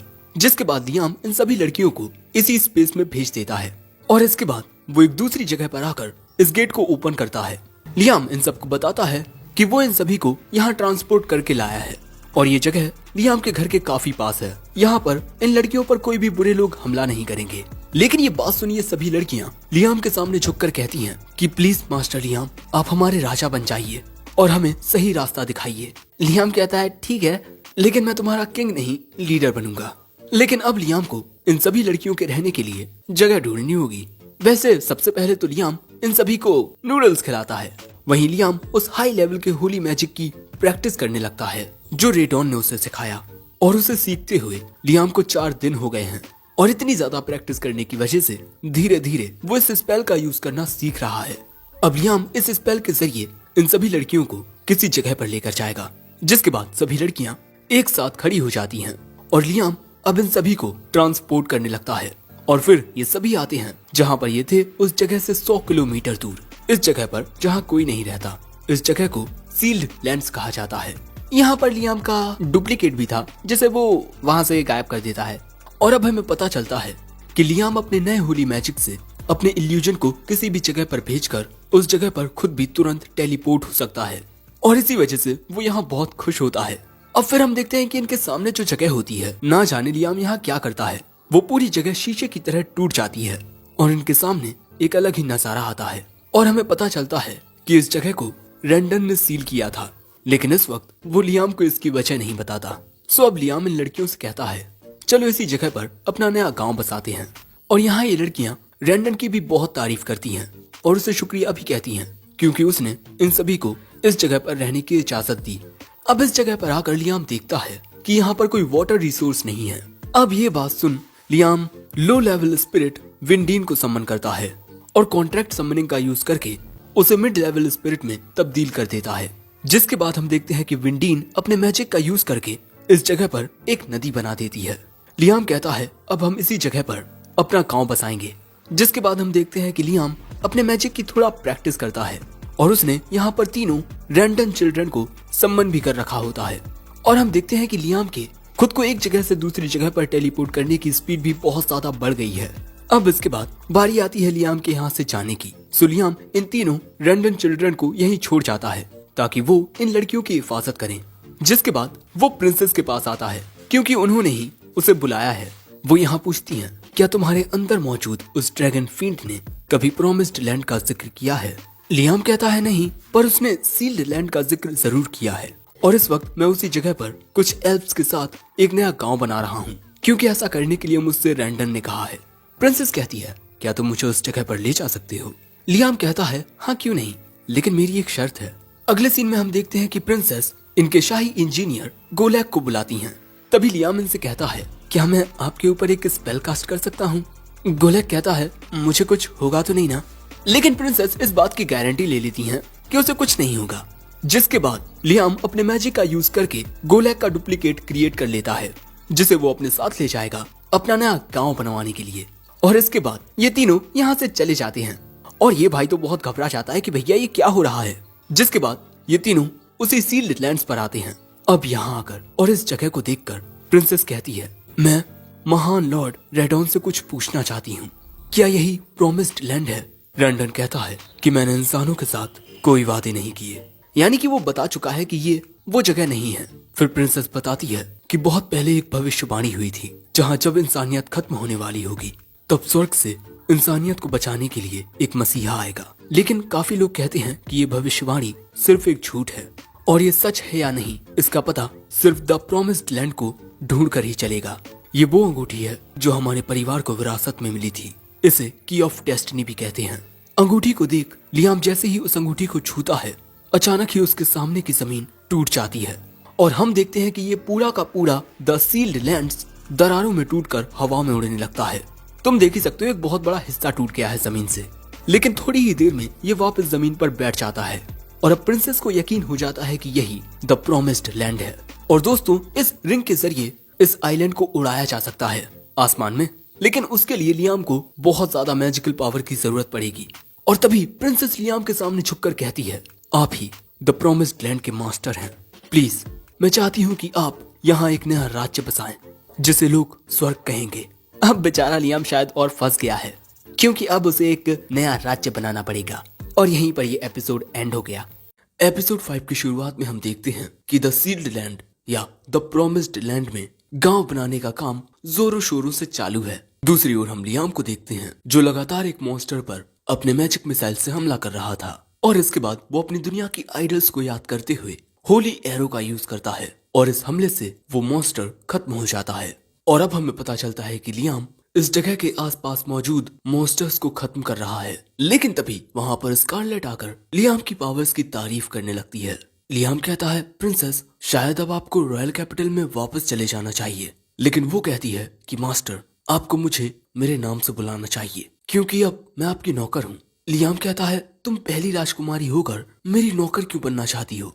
वो बताती है कि मेरी माँ के परिवार की नसों में एक ड्रैगन का खून दौड़ता आया है, इसीलिए जब भी हमारे परिवार में कोई लड़की पैदा होती है तब उसे रॉयल फैमिली में ही शादी करनी पड़ती है। पर क्योंकि मेरी नसों में भी ड्रैगन का खून दौड़ता है इसीलिए मैं महान ड्रैगन गॉड को सर्व करना चाहती हूँ। और तभी रेडॉन लियाम से कुछ कहता है और लियाम बताता है कि स्कारलेट रेडॉन तुम्हें कुछ दिखाना चाहता है।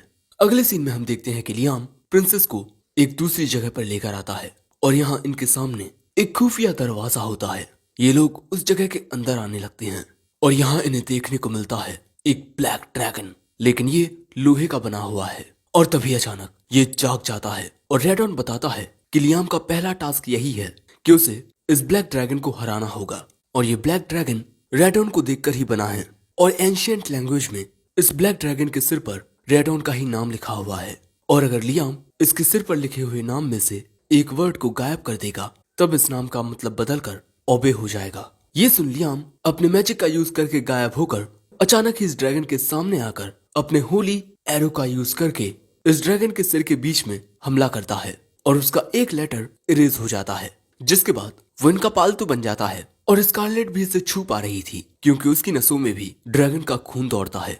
जिसके बाद हमें पता चलता है कि लियाम को वहां से अकेले ही वापस आना पड़ता है क्योंकि स्कारलेट इस ब्लैक ड्रैगन के साथ यहीं रुक जाती है क्योंकि इसके सिर पर लगा हुआ जख्म अभी तक हील नहीं हुआ है। लेकिन अब बाहर आकर लियाम को समझ नहीं आ रहा कि आखिर एक प्रिंसेस उसकी नौकर कैसे बन सकती है। लेकिन तभी अचानक उसे गांव की ओर से धुआं आते हुए दिखता है। वो तुरंत टेलीपोर्ट होकर गांव में आता है जहां गांव पूरा तबाह हो चुका था। तभी रीना उसे आकर बताती है कि अचानक ही इन लोगों पर वुल्फमैन ने हमला कर दिया। और तभी अचानक एक वुल्फमैन लियाम की ओर ही आता है, लेकिन लियाम वक्त रहते उससे दूर हो जाता है। और तभी रीना और सूसी लियाम के पीछे आकर छुप जाती हैं, क्योंकि यहाँ पर काफी सारे वुल्फमैन थे। तभी इन वुल्फमैन का लीडर कहता है, इंसानों इस पवित्र जगह से भाग जाओ वरना अच्छा नहीं होगा। और अगले ही पल में वो लियाम पर हमला करने आता है। तभी लियाम उसके हमले से बचने के लिए टेलीपोर्ट हो जाता है और उसके पीछे आकर उस पर लाइटनिंग से हमला कर देता है। वो वुल्फमैन कहता है, तुम मुझे इतनी आसानी से नहीं हरा पाओगे। लेकिन लियाम अब उसकी ये बात सुन वहां रेडॉन जूनियर को सम्मन कर लेता है और उसे देख ये वुल्फमैन बहुत ज्यादा हैरान होता है। इसका मतलब दोस्तों, ये वुल्फमैन शुरुआत से ही इस जगह पर रहते आए हैं और इस जगह पर जो कोई भी कब्जा करने आता ये उन्हें भगा देते। और हाँ, ये सभी रेडॉन को अपना भगवान मानते हैं। सो लियाम इन सभी को बताता है कि हम सभी भी यहाँ रेडॉन के कहने पर ही आए हैं। ये सुन वुल्फमैन कहता है, अगर ऐसी बात है तब हमने अनजाने में बहुत बड़ी गलती कर दी। रेना कहती है, तो आप मास्टर लियाम के साथ एक कॉन्ट्रैक्ट फॉर्म क्यों नहीं कर लेते। ये बात सुन लियाम तो भैया हैरान हो जाता है कि ये सब क्या हो रहा है। लेकिन क्योंकि ये सभी रेडॉन के प्रति बहुत वफादार हैं, इसलिए लियाम कॉन्ट्रैक्ट के लिए तैयार हो जाता है। जिसके बाद वो कॉन्ट्रैक्ट मैजिक का यूज करके वुल्फमैन लीडर का नाम क्रिस रख देता है। और लियाम के ऐसा करते ही हम देखते हैं कि वो वुल्फमैन तब्दील होकर एक लड़की बन जाता है, जो देख हमारे साथ साथ लियाम खुद हैरान होता है कि ये एक लड़की है। हाँ भाई, और बड़ी प्यारी है। जिसके बाद हम लियाम को उसके अनदर वर्ल्ड डायमेंशन में देखते हैं। और फिर वो रात भर सोने के बाद अगले दिन गांव में आता है, जहां पर गांव बनाने का काम जोरों शोरों से चल रहा था। और अब तो वुल्फमैन भी गांव बनवाने में इनकी मदद कर रहे हैं। और जैसे ही क्रिस लियाम को देखती है, हम देखते हैं कि वो इस तरह उसके ऊपर कूद पड़ती है और उसके ऊपर ही टंग जाती है। और फिर थोड़ी देर बाद लियाम को बताती है कि इस वक्त हम सभी उस जगह को फिक्स कर रहे हैं। अब भाई इस गांव को तो इन्हीं लोगों ने तबाह किया था, इसीलिए क्रिस लियाम से अपनी ऐसी हरकत के लिए माफी मांगने लगती है। लियाम कहता है, अब तुम लोग इस गांव को बनवाने में मदद कर रहे हो, इसलिए कोई बात नहीं। जो सुन क्रिस खुश हो जाती है। लेकिन तभी लियाम टूटी हुई दीवार को देख सोचता है कि काश मेरे पास इन टूटी हुई दीवारों को रिपेयर करने का कोई मैजिक होता। लेकिन तभी रेडॉन उससे कहता है, अगर तुम्हारे पास ऐसा मैजिक नहीं है तब तुम बनाते क्यों नहीं। यानी कि दोस्तों, रेडॉन के अकॉर्डिंग आप न्यू मैजिक स्पेल्स को खुद क्रिएट कर सकते हो, बस कुछ कंडीशंस का ध्यान रखना होता है। जैसे अपने दिमाग में सारे प्रोसेस को अच्छे से क्लियर करना इमेजिन करके। जिसके बाद लियाम अपने दिमाग में टूटी हुई चीजों को फिर जोड़ने के बारे में ध्यान से सोचने लगता है। और हम देखते हैं कि लियाम के ऐसा सोचने से वो टूटी हुई लकड़ी जुड़ जाती है। जिसके बाद हम देखते हैं कि लियाम अपने इस नए मैजिक का यूज एक लकड़ी के ऊपर करता है, कीप अ मेमोरी। और फिर वो क्रिस से उस लकड़ी को तोड़ने को कहता है।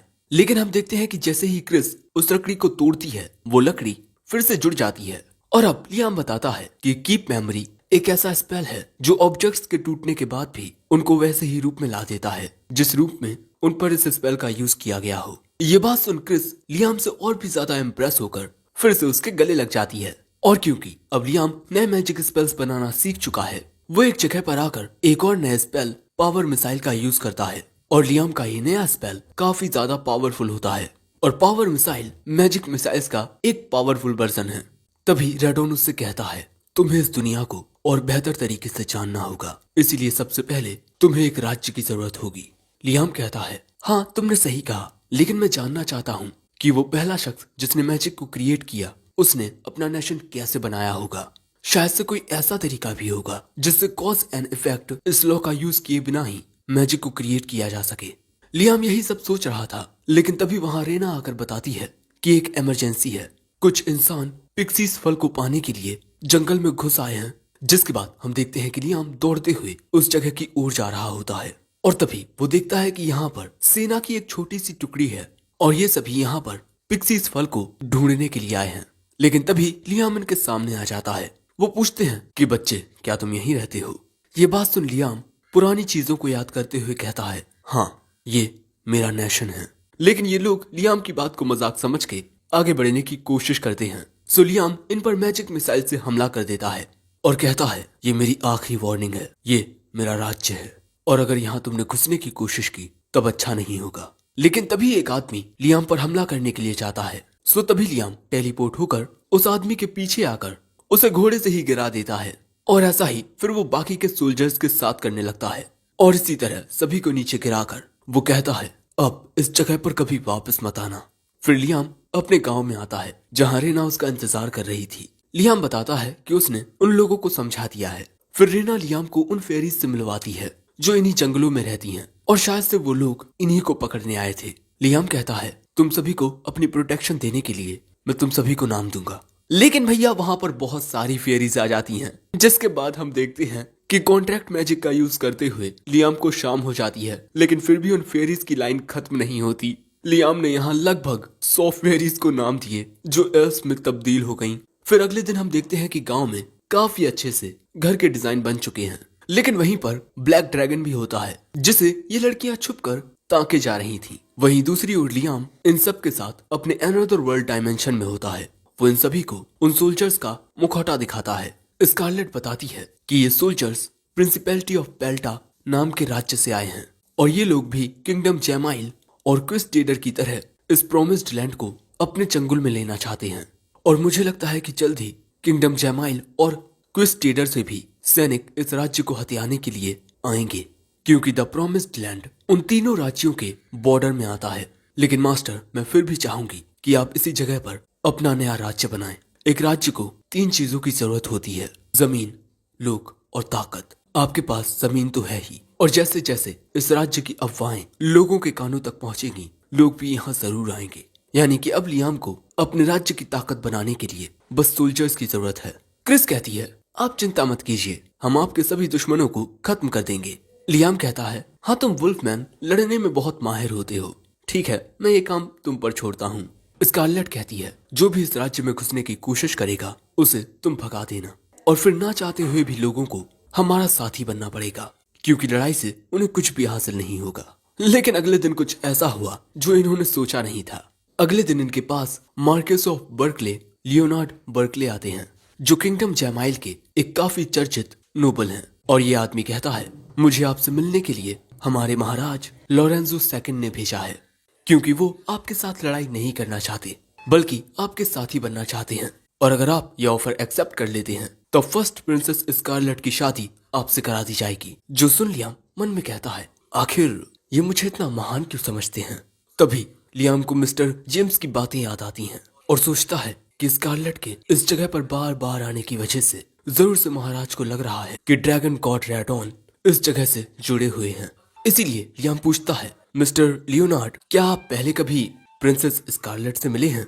वो बताता है कि हाँ, मैंने उन्हें कई बार देखा है। लियाम समझ जाता है कि लियोनार्ड ये जानते हुए भी कि प्रिंसेस इसके सामने खड़ी हुई हैं, फिर भी इसने प्रिंसेस की शादी की बात मुझसे की। लेकिन अब मैं क्या करूं? मुझे कोई भी फैसला लेने से पहले स्कारलेट से बात करनी थी। और यहीं खड़े खड़े लियाम एक नया स्पेल बना लेता है, टेलीपैथी, जिसके बाद वो मन ही मन स्कारलेट से बातें करने लगता है। टेलीपैथी के जरिए वो पूछता है क्या मुझे इस ऑफर को एक्सेप्ट करना चाहिए?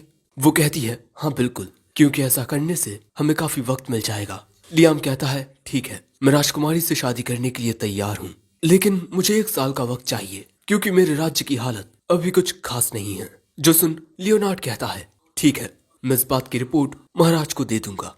और फिर ये लोग यहाँ से चले जाते हैं। लियाम खुश होता है कि उसने कुछ वक्त के लिए इस मसले को टाल दिया। जिसके बाद हम देखते हैं कि गांव का काम ऐसे ही चलता रहता है। जिसके बाद हम लियाम को देखते हैं, तभी लियाम के पास उसका इल्यूजन आता है। जिसके बाद ये दोनों यहाँ से गायब हो जाते हैं और टेलीपोर्ट होकर स्कारलेट के मेंशन में आते हैं, जो कि रॉयल कैपिटल में है। और लियाम इतनी आसानी से इस जगह पर टेलीपोर्ट होकर इसीलिए आ पाया क्योंकि उसने स्कारलेट के साथ अपने इल्यूजन को इस जगह पर पहले भेज दिया था। अपना काम करने के बाद लियाम का इल्यूजन गायब हो जाता है। तभी वहाँ स्कारलेट आ जाती है और कहती है कि मास्टर, मेरे घर पर आपका स्वागत है। लियाम का मन रॉयल कैपिटल को अच्छे से घूमने को कर रहा था, लेकिन स्कारलेट उससे कहती है कि आप एक दूसरे राज्य के राजा बन चुके हैं, इसीलिए आपको दूसरों की नजरों में आने से बचना चाहिए। चलिए अब चाय पीने चलते हैं। लेकिन तभी अचानक लियाम को इस मेंशन के आसपास रेडॉन की ताकत महसूस होती है। लियाम पूछता है क्या इस जगह पर रेडॉन से जुड़ी कोई चीज है? जिसके बाद स्कारलेट लियाम को रेडॉन के एक स्टैचू के पास लेकर आती है और हमें पता चलता है कि ये स्टैचू स्कारलेट की माँ के परिवार में पीढ़ी दर पीढ़ी अगली जनरेशन को दिया जाता आ रहा है। तभी रेडॉन लियाम को इस स्टैचू पर ऑल क्लियर स्पेल का यूज करने को कहता है और फिर जैसे ही लियाम ऐसा करता है ये स्टैचू अचानक से ग्लो करता है और स्कारलेट के ऊपर जाकर एक आर्मर बन जाता है। स्कारलेट को भी कुछ समझ नहीं आता कि ये क्या है, लेकिन इसके बाद स्कारलेट होली एरो का यूज करती है। वो ऐसा कर लेती है बस थोड़ी देर के लिए एंड कुछ पल बाद ही वो आर्मर फिर से वही स्टैचू बन जाता है और फिर हमें पता चलता है कि असल में ये स्टैचू एक बैटल आर्मर है जिसे रेडॉन की मैजिकल पावर से बनाया गया था। और इस आर्मर को पहनने के बाद किसी भी इंसान की मैजिकल पावर कैपेसिटी बहुत ज्यादा बढ़ जाती है। इसी वजह से जो स्कारलेट है वो होली मैजिक का यूज कर पाई। हाँ, लेकिन इस स्पेल ने स्कारलेट की पूरी एनर्जी खींच ली और हमें ये भी पता चलता है कि ये एक हाई लेवल का गोल्डन आर्मर था। जो लो लेवल के आर्मर थे वो युद्ध के दौरान खत्म हो गए। लियाम पूछता है कि बैटल मैजिक आर्मर बनाया कैसे जाता है। रेडॉन बताता है कि सबसे पहले उसे हाई मिथरिल को इकट्ठा करना होगा। ये बात लियाम स्कारलेट से कहता है। स्कारलेट कहती है कि आप मुझे थोड़ा वक्त दीजिए, जिसके बाद हम देखते हैं कि लियाम अपनी स्पिरिट्स के साथ काम करते हुए बैटल मैजिक आर्मर बनाने लगता है। जिसके बाद हम देखते हैं कि इसी तरह लियाम एक छोटा सा बैटल आर्मर बना लेता है और अब स्कारलेट को इस आर्मर के साथ एक कॉन्ट्रैक्ट बनाना होगा। जिसके बाद वो इस पर अपना थोड़ा खून गिराती है और अगले ही पल में ये आर्मर स्कारलेट की बॉडी पर आ जाता है। जिसके बाद वो होली मैजिक का यूज करती है धनुष बाण बनाकर और उसके हमले से कुछ पेड़ कट जाते हैं और इस बार वो थक कर वहीं गिरती नहीं।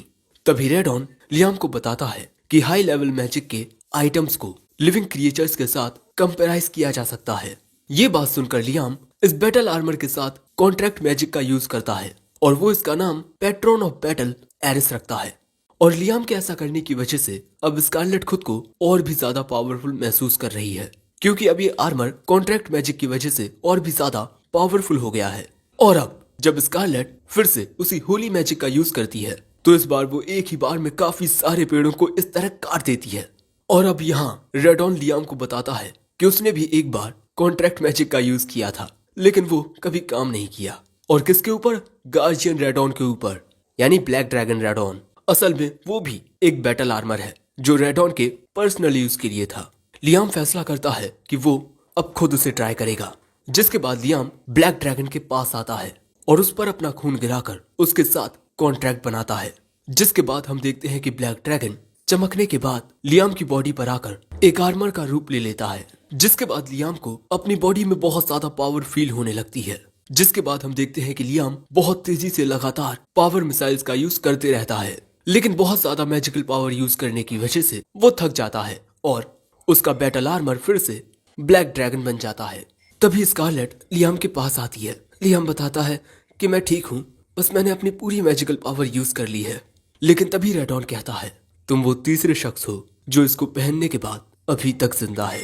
साथ ही तुम वो पहले शख्स हो जिसने इस बैटल आर्मर को पहनकर कोई स्पेल कास्ट किया है।